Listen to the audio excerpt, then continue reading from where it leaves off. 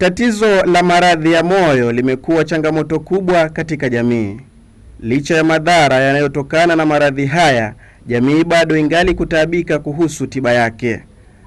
Hospitali zinazoshughulikia maradhi ya moyo ni chache mno katika taifa la Kenya. Ukanda wa Pwani ni miongoni mwa sehemu zinazoathirika pakubwa kutokana na maradhi haya. Cha kusikitisha ni kuwa kwa muda mrefu ugonjwa katika ukanda huu wa Pwani wamekuwa wakitaabika wakishindwa ni vipi wataweza kuzifikia huduma za matibabu ya maradhi hayo. Imewalazimu kusafiri moja kwa moja hadi mjini Nairobi ili kuweza kupata huduma husika. Akizungumza kwenye kikao na waandishi wa habari, mkuu katika idara ya Internal Medicine katika hospitali ya mafunzo na rufaa ya Coast General Hospital, Daktari Vinesh Vagela amesema kwamba faraja imeanza kuonekana kufuatia ufunguzi wa kliniki ya moyo inayotambulika kwa lugha ya Kimombo kama cardiac clinic. Tuweza kufanya, bila shaka hatuweza improve our own techniques.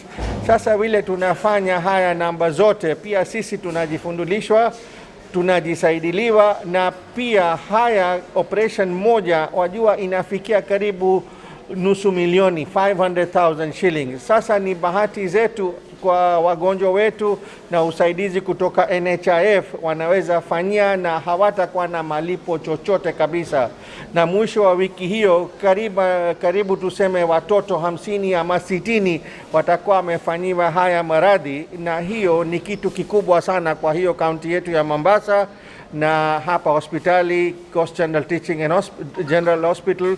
Na vile nimesema, support tumepata kutoka county pamoja na deputy governor na governor mwenyewe, CEO yetu kutoka hapa hospitalini, na pia our head of clinical services ya county, wote wametusaidia kuhakikishia kwamba hiyo iende vizuri na watu zetu wafaidike.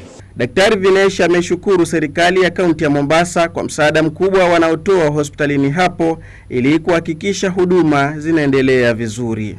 We are fortunate to be able to do this with the help of a great team from Turkey and some donors from UK who have come together to help us with this exercise. And again, this would not have been possible had we not already set up a cath lab, because without a cath lab facility, these surgeries or these interventions would not be possible unless the patients go through the normal open heart surgeries, which, as I said, has several complications. The patients have to stay longer in the hospital. It entails opening up, of course, your chest wall and then accessing the heart and closing these congenital malformations. It has its own anesthetic risks. It has its own risks of infections and other complications. So we can avoid a lot of these things by doing these procedures the way we are doing.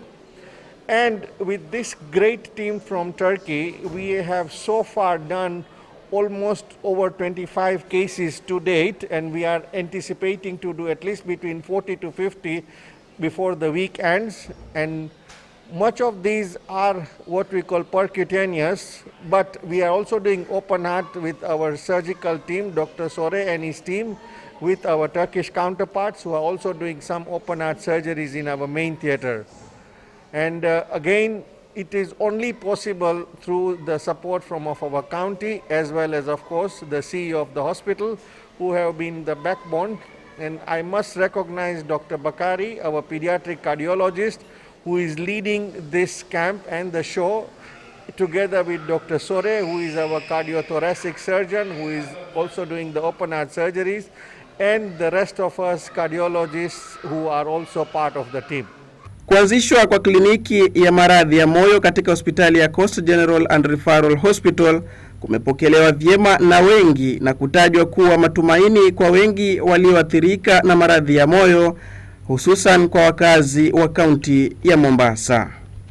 Watoto wengi katika ukanda wa Pwani huzaliwa wakiwa na matatizo ya moyo. Kufuatia uhaba wa hospitali zinazoshughulikia magonjwa haya pamoja na wataalamu wa masuala ya moyo, imekuwa ni changamoto kwa maisha ya vijana hawa. Ujio wa kliniki hii mpya inayoshughulikia maradhi haya ya moyo pamoja na wataalamu kutoka taifa la Turki kumeanzisha ukurasa mpya wa maisha ya wapwani ambao wamekuwa wameonyesha kukata tamaa. Operesheni kama hii inaweza kuchukua kiwango cha kama milioni 1 au milioni 1.5 kuweza kufanya kwa mtu mmoja. Kwa hivyo unaona sasa tunafanyia operesheni hii kwa watu 50 ambao watoto 50 ambao watakuwa hawalipi chochote. Kwa hivyo ni jambo kubwa hilo. Huku serikali ikiwa mstari wa mbele kukabiliana na jinamizi lililotingisha ulimwengu la korona, ipo haja ya kushughulikia magonjwa mengine yaliyo hatari kwa maisha ya binadamu kama vile maradhi ya moyo, kansa miongoni mwa mengineyo. Nikiripotia Al Shifaa TV, jina langu ni Amin Ngare.